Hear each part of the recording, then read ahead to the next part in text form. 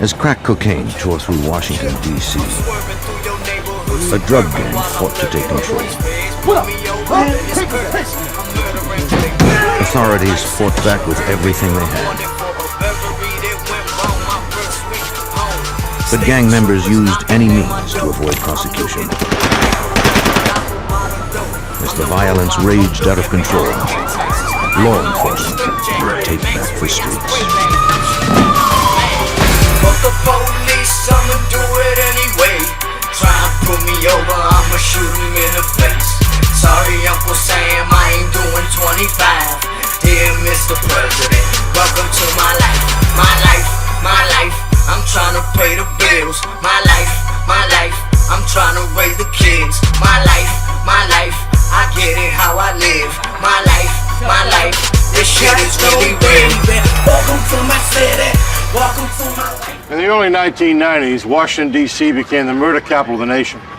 Few were left untouched by gang violence, which was ignited by the drug trade. By 1994, that violence would strike at the very heart of law enforcement. I'm Jim Kallstrom, former head of the FBI's New York office, who would fall to the FBI to lead an international manhunt and bring in the leader of the city's most vicious gang. October 26, 1994. The nation's capital was about to become the backdrop to another bloody crime. Just before midnight, 3 masked gunmen broke into a home in the northwest section of the city. Get up! Get up! Get up! Now! Get up. They targeted Gerald Gaither, demanding his cash and drugs. Where's the money? Where's the money? Where's the money? Where's the money? He turned over what little money he had in his pockets. Get up! The owner of the home, William Ragland, was accosted while working in his basement. Where's the money at? Upstairs, one of the gunmen discovered Nancy Hatchett and Darlene Hatchett, Ragland's daughter and granddaughter. Get upstairs. Into the room. Go! To convince Gaither to cooperate, the gunmen terrorized each of the residents. Get up! Get up! The women were ordered to lie face down on the floor. Get out! Hands out! Tell us, come on, old man! Come on, old man! Tell us where the money is. Where is it? Where is it? Gaither denied having more cash or drugs. Put your hands down now! One of the gunmen turned his .22 caliber handgun towards Ragland. The 89-year-old retired federal worker died instantly. Tell us where it is! Play games. Andre Madison, another resident, was hustled into the living room. Shut up! One of the 3 attackers noticed his gold necklace and ripped it from his neck. Get out! Get out! Face down! Face down! Shut up! Shut up! Though one man was dead, Gaither still refused to cooperate. Get out! Get out! What are you doing? Enraged, one of the gunmen began shooting the residents. The robbery attempt collapsed into murder. The trio quickly fled the house. One of the attackers vomited near the back door.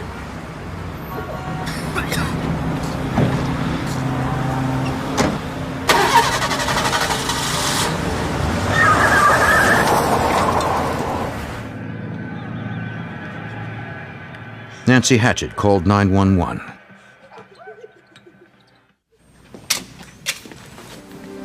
Officers from D.C.'s Metropolitan Police Department quickly arrived at the house, located in a known drug area.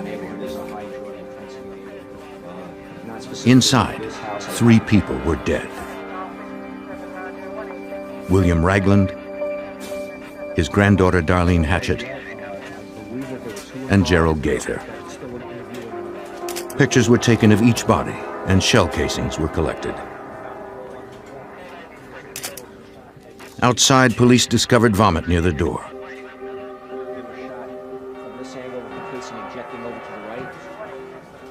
Hey, how you doing?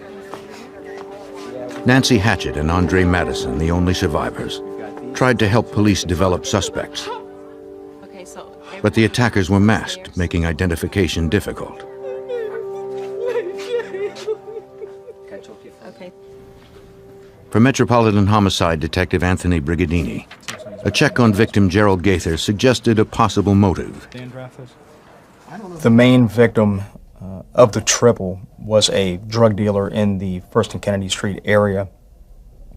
The guy drove flashy cars, had nice clothes, had a lot of money. When the drug dealer was unable to give them enough money and or drugs, things started to get a little harried, and that's when the shootings occurred inside. Neighbors told police that after hearing gunshots, they saw a dark-colored sedan with a loud muffler leaving the area.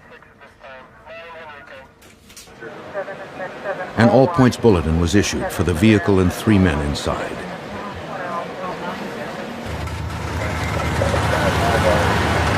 One hour after the murders, 2 D.C. cops spotted a noisy vehicle that fit the report.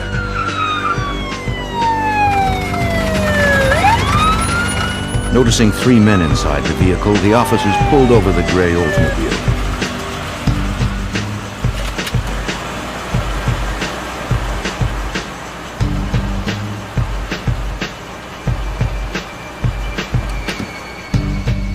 The police asked the men for identification. The driver was identified as Benny Lee Lawson.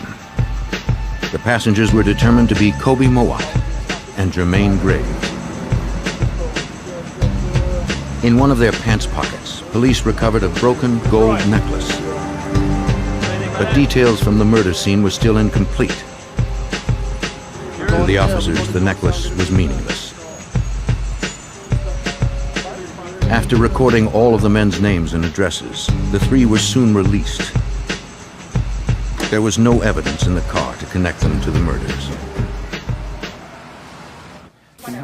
Despite the lack of solid suspects, homicide detectives believed that Gerald Gaither had been murdered by a rival drug gang. By 1990, crack cocaine had hit the streets in Washington, D.C. Neighborhood gangs began to emerge throughout the city when it became clear that there was a lot of money to be made from dealing the drug. As more and more money flowed to the gangs, they resorted to violence to protect their turf from rival drug dealers. By 1994, the nation's capital was averaging nearly 400 homicides a year. D.C. police joined forces with the FBI and several federal agencies to combat the drug-related violence. Most of the murders remained unsolved. Hoping to rattle free a lead in the triple murder, detectives began canvassing the neighborhood where the murders took place. Neighbors were too afraid to openly cooperate. Some were willing to phone in information anonymously. One tip led to Benny Lee Lawson, one of the 3 men pulled over the night of the homicides. Investigators learned that the gold necklace taken from Andre Madison matched the one officers found on one of the men in Lawson's car. Detective Brigadini questioned Lawson. Lawson's interview lasted about 3 or 4 hours, and different detectives went in and spent some time with Lawson in an attempt to get him to provide some sort of information about his involvement in the triple murder. Sit down. Look at me. Lawson repeatedly denied having any knowledge of the triple murder and refused to take a polygraph test. Investigators tried to shake his story with the false threat that they could put him at the murder scene through a DNA test of the recovered vomit. Lawson remained unswayed. After 4 hours, police had no choice but to release him. Lawson's name was run through the crime database. He had been identified by police intelligence units as a member of one of D.C.'s most violent and feared street gangs. The First and Kennedy Street Crew, named after the city blocks the group lived on and controlled. Organized in 1988, the crew was involved in drug dealing, theft, kidnappings, drive-by shootings, and murder.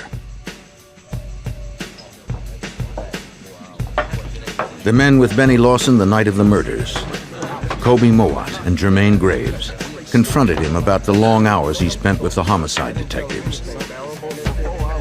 They believed he had snitched and told the police about the gang's involvement in the triple murder. Lawson was infuriated by the accusation. He hated the police. He assured the two that he had revealed nothing to investigators. Since no arrests had been made, Graves was confident the cops had no evidence. Mowat was not as sure. He declared that he would leave the country rather than be indicted for murder. Lawson vowed he would never go back to prison where he once had been raped. What they asking?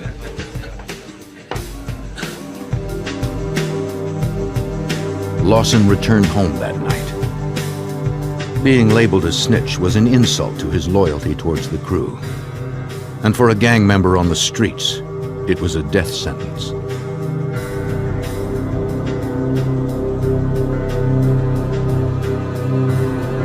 He was committed to gaining back the respect of the crew, proving that he was not a snitch.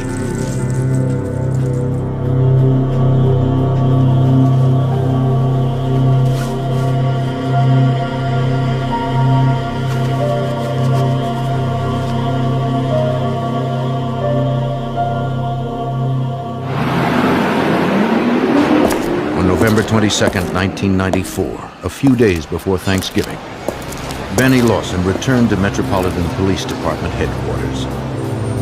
It was around 3:15 p.m. He was trying to locate the homicide department he had visited several days earlier. Hey. He asked two teenagers for directions. Yeah, we're going that way, through that door right there. They mistakenly led him to the cold case squad.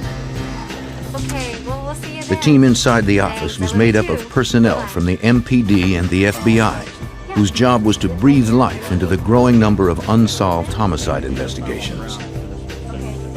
Inside the office were FBI agents Martha Dixon Martinez, John Kufta, Mike Miller, and Metropolitan Police Sergeant Hank Daly. At least I'm consistent.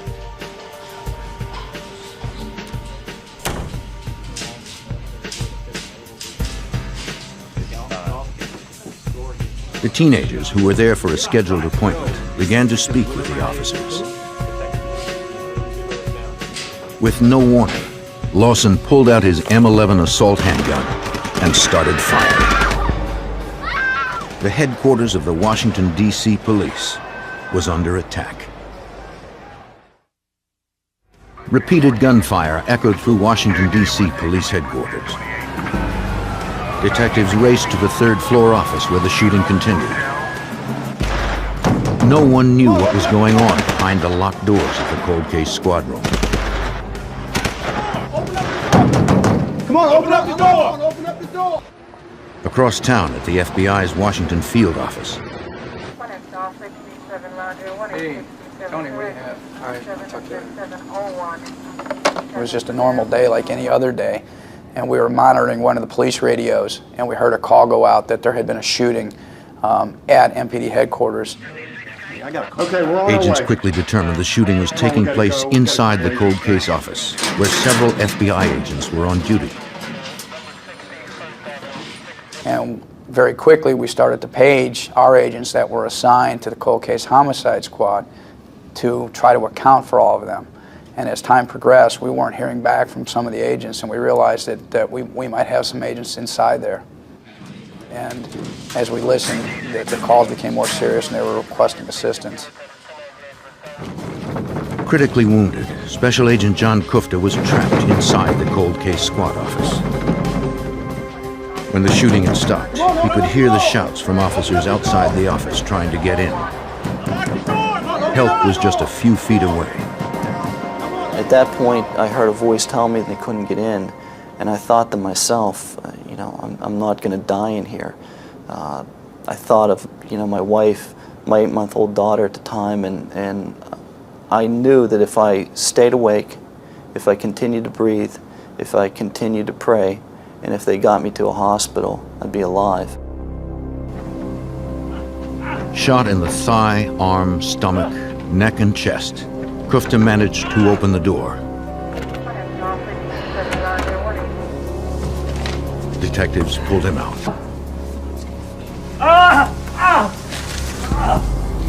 The only other visible person to the rescuers was Metropolitan Police Sergeant Hank Daly. Barely clinging to life, he was dragged from the room. He was rushed outside where a helicopter waited to transport him to the hospital. Not knowing if the shooter was planning another ambush, the officers waited for the SWAT team to arrive. FBI agents and SWAT teams from around the Capitol converged on the Metropolitan Police headquarters. Yells continued from inside the room as the SWAT team arrived. Heavily armed, they entered the room. They first discovered FBI agent Mike Miller's body. His weapon was still in its holster. In an adjoining room, the SWAT team discovered the body of an unidentified black male. There was a gunshot wound on his hip and a fatal wound to his head. FBI agent Martha Dixon Martinez was the final victim found. She had gunshot wounds in her back. Near her lay the gun the shooter had likely used to kill her and the others, an M11 assault weapon.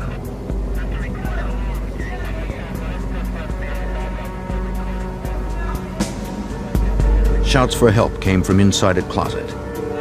Suspect in the closet, open the door slowly! Not knowing if he was a suspect or an innocent bystander, the SWAT team apprehended one of the teens who had walked in the room before the shooting began. The other teenager had managed to flee the office earlier after being shot in the leg. I don't even know the guy. Supervisory Special Agent Mark Giuliano and other agents arrived at the scene. I just remember walking through the hallway and just seeing the chaotic scene and the blood and just the total realm of emotions on everybody's face, from being focused on the mission of trying to figure out what happened and could there be other people involved. Based on the crime scene analysis, investigators quickly reconstructed what had happened inside the room. Getting all those shells over there? Yes. After Miller, Kufta, and Daly were ambushed, Agent Dixon Martinez joined the firefight. She was able to shoot the suspect in the hip before being shot in the arm, dropping her gun. The attacker took her 9mm handgun and shot the agent in the back as she tried to crawl for cover. He then put the gun to his own head and pulled the trigger. Police fingerprinted the shooter. Hopefully his identity would shed light on his actions. 2 FBI agents were dead. Sergeant Hank Daly would not survive his injuries.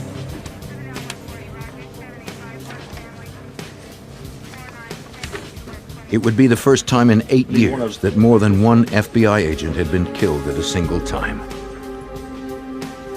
It was also one of the worst attacks in history on the DC police.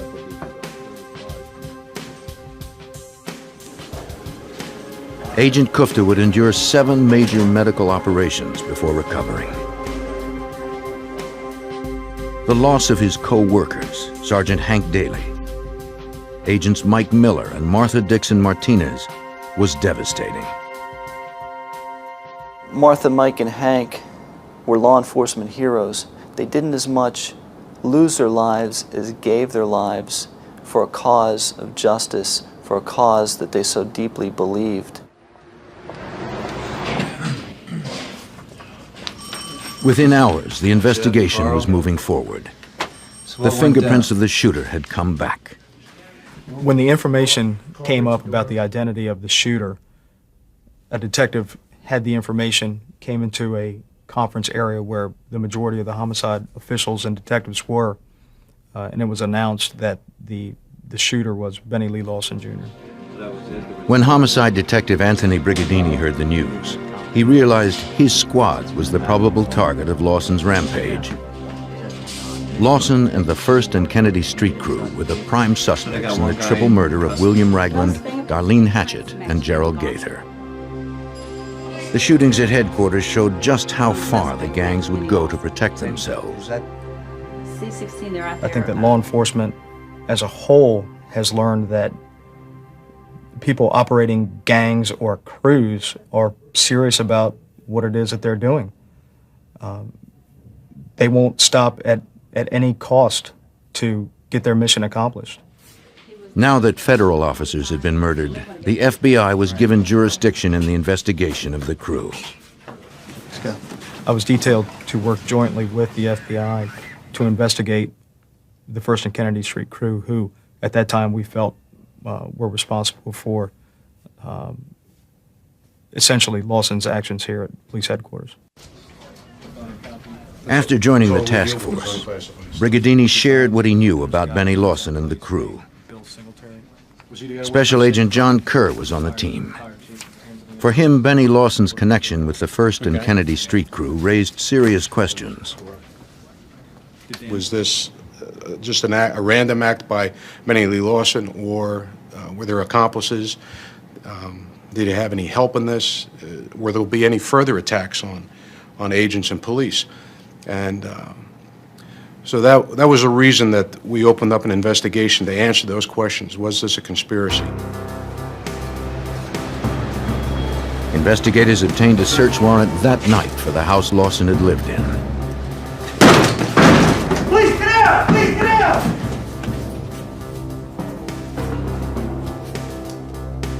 In his room, they uncovered a note written to the members of the DC homicide unit who had interrogated him, threatening to kill them. Gang-related materials, violent rap lyrics, and drawings of murders were everywhere. For investigators, the items in Lawson's room reflected a fixation with violence common to virtually all gang members. It was very obvious and disturbing that these individuals were living this lifestyle. This is the lifestyle that they were a part of. This is the lifestyle that they identified with, and they wanted to actually live the same lifestyle as the lyrics that they were writing, the pictures they were drawing, and the videos that they had. As the victims of the shootings were laid to rest, investigators were planning their strategy to ensure that these gang members could never kill again. With 6 homicides on their hands, including 2 FBI agents and a Washington, D.C. police detective, a joint FBI-MPD task force began gathering information on the 1st and Kennedy Street crew. FBI agent Mark Giuliano headed up the task force.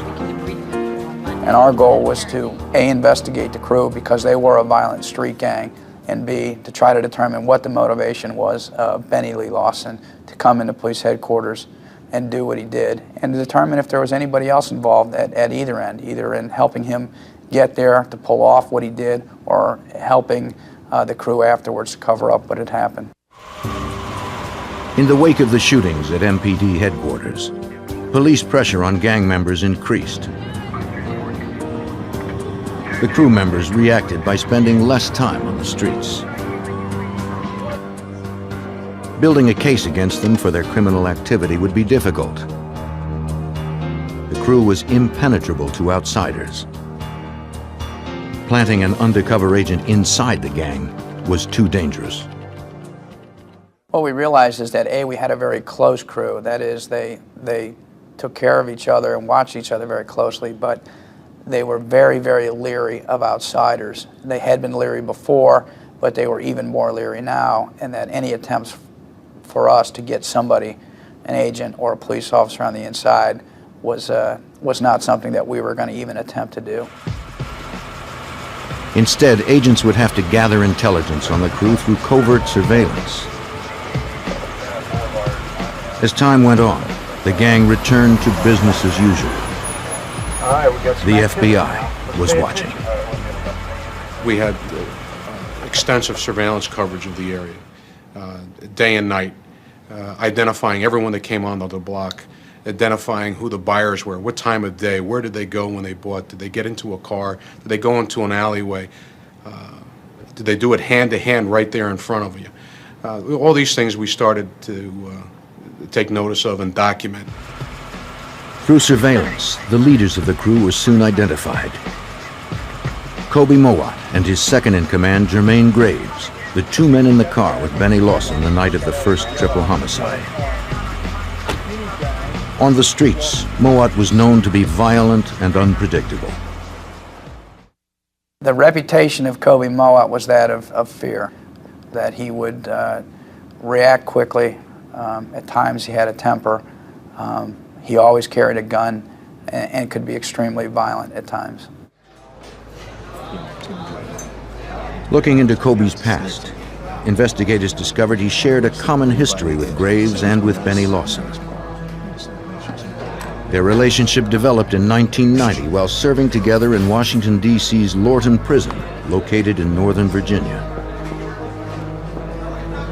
They had been arrested and convicted for weapons violations while preparing for a drive-by shooting on another gang. Do you know what happened to me?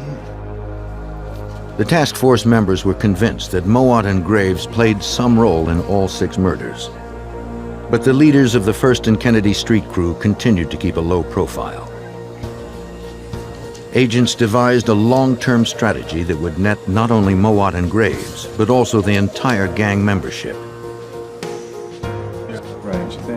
They would slowly build a conspiracy case against the crew that would include the entire range of their criminal activities, from crack cocaine trafficking to murder.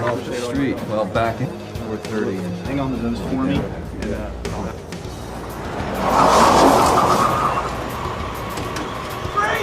Agents would work themselves inside by first targeting individuals who regularly purchased their drugs from the crew. This would allow them to watch and record the gang committing crimes. And by arresting the buyers, agents would have leverage to turn them into informants. We'd come into an area when we thought that they'd be the most active in selling drugs. And in order to identify someone and hopefully get lucky, catch someone with some drugs, and maybe force them to work for us at some point. Some of the buyers arrested were unwilling to cooperate at first. The dangerous reputations of Mowat and Graves were well known. But the threat of long prison sentences was powerful. The FBI strategy paid off. Threatened with significant jail time, one of the biggest drug suppliers to the crew decided to become an informant. At the FBI's direction, he would generate conversation with crew members about their illegal activities. And he'd have conversations with them, and they like to brag about what they've done. And at our direction, he would bring something up, say an old drive-by shooting or an old murder, or something about drug dealing. And these individuals would just start to talk about it. They'd talk about who was involved, what happened. All of this was being recorded. Through the informant and the recordings, agents learned that Mowat, Graves, and Lawson had killed previously. Less than 3 weeks before breaking into William Ragland's house, they had kidnapped and murdered another rival drug dealer. What up, boy? What up? Huh? William Red Billy Woods was a well-known dealer from a rival gang. Jermaine Graves arranged to lure Woods to his mother's house. Once there, Mowat, Graves, and Lawson robbed him and beat him.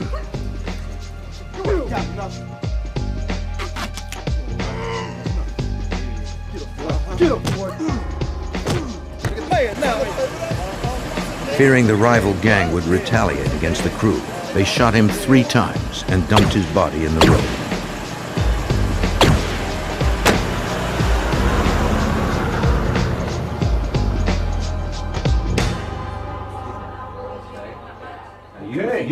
Agents also heard testimony from another informant that further implicated Mowat, Graves, and Lawson in the triple murder at William Ragland's house. Down where? 1st and Kennedy? Huh? He overheard Benny, Kobe, and Jermaine Graves talking about the triple homicide. And one of the things that he mentioned that they were giving Benny a hard time for was the fact that he threw up at the scene of the triple homicide. That's something that only the homicide detectives knew and that we knew and had not been released to the public.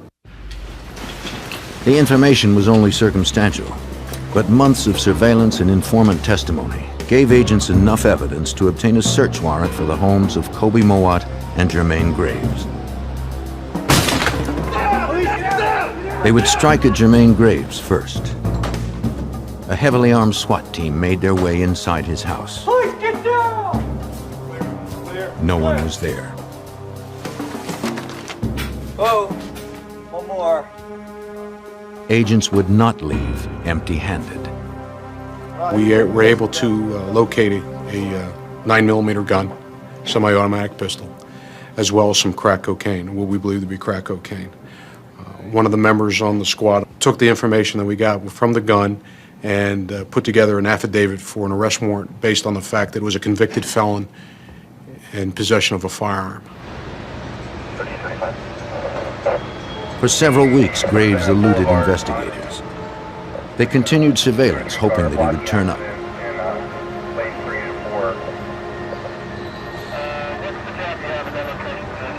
We really didn't know where he was. We had some ideas. We knew he was still in the metro area, but obviously he knew once we hit his house that we were looking for him, and word was out on the street that we were looking for him, so he was keeping a very low profile. During one of our very standard surveillances, I saw an individual who walked like Jermaine Graves, just from the back. I couldn't see his face. So I asked one of the units to drive around the block and just take a look at the guy. And the next thing I know, they jumped out and arrested him.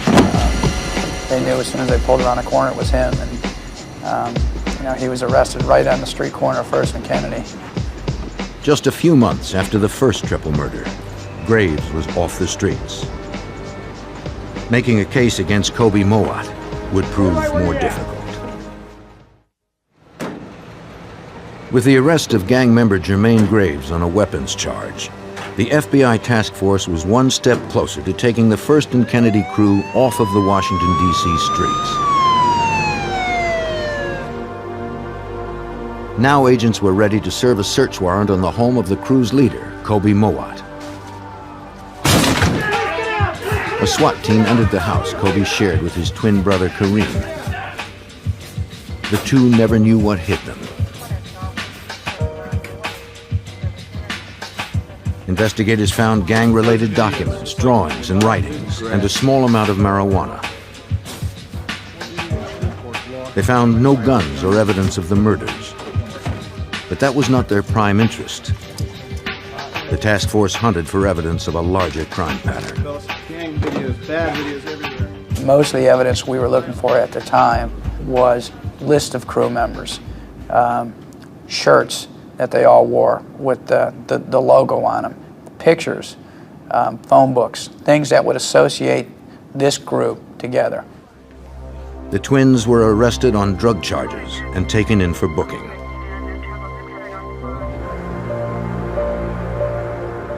Kobe's time in jail was brief. Only his brother Kareem's fingerprints were on the bag of pot. Kobe was released and the possession charge was dropped. Agents were determined to see him back behind bars. You know what? Investigators continued developing informants from within the gang. I know you're supplying these guys with drugs, with guns. They got the break they were looking for. Facing jail time on a drug charge, a member of the First and Kennedy crew agreed to cooperate. Finally, investigators learned the answer to the question that had most plagued them. Why did Benny Lee Lawson go into police headquarters and kill 2 FBI agents and an MPD sergeant? Yeah, Jimmy. It started the night Kobe Mowat, Jermaine Graves, and Benny Lee Lawson broke into the home of William Ragland.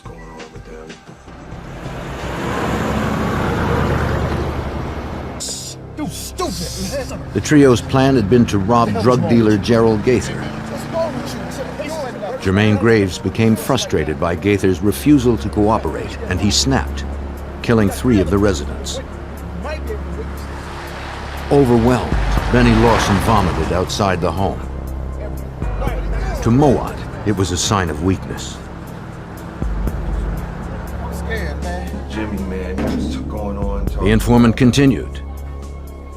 When Lawson was brought in for questioning by investigators, Mowat was sure Lawson had snitched. He began to tell others in the crew that Lawson was cooperating. He was sitting around, you know, he was at the barbershop. Benny hated snitches. He hated them. He actually pistol whipped one individual whom he thought was snitching, and probably hated him more than any other crew member. So to have Kobe think that he was ratting or snitching on him, and to go out to First and Kennedy Street crew and have the rest of the crew look at him as a snitch, we believe was more than he could handle. Really?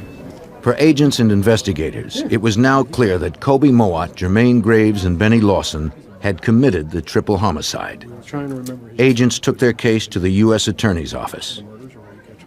Through these conversations and the cooperating witnesses, plus the information that that the police had from the car stop the night of the triple murder, left us no doubt that they had enough to get a murder warrant for these guys for the triple murder. It was also clear that Kobe Mowat was part of the reason Benny Lee Lawson murdered 3 investigators inside the Metropolitan Police Department.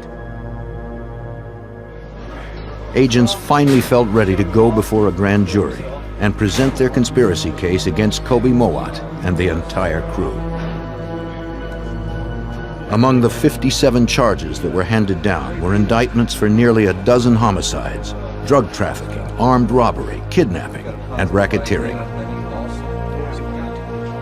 Already in custody, Graves was charged with 3 counts of felony murder. An arrest warrant was issued for Kobe Mowat.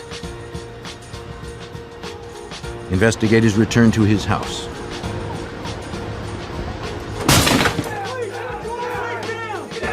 This time, he wasn't home. The closets had been emptied. The place looked like it had been abandoned. In the trash, investigators found a receipt for a plane ticket. It appeared that Kobe had kept his promise to flee rather than go to jail. And the plane ticket was for just a few days before we hit the place. And the plane ticket was from New York to Moscow. And at that point, we knew that Kobe had most likely fled not only the area, but most likely the country. Mowat was one step ahead of the agents. They tried to pick up his trail in Russia, but he was nowhere to be found. Investigators discovered there was a flight departing to Africa soon after he landed in Moscow. A check of the passenger list revealed nothing. There you are, sir. Agents grew increasingly more frustrated. Mowat was slipping away.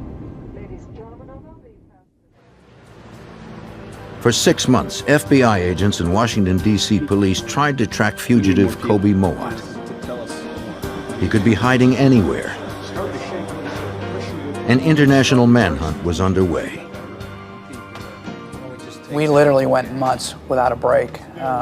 We went through hundreds and hundreds of documents that we had obtained during search warrants, during various parts of the investigation, looking for overseas phone numbers, looking for overseas relatives, once again, without a break.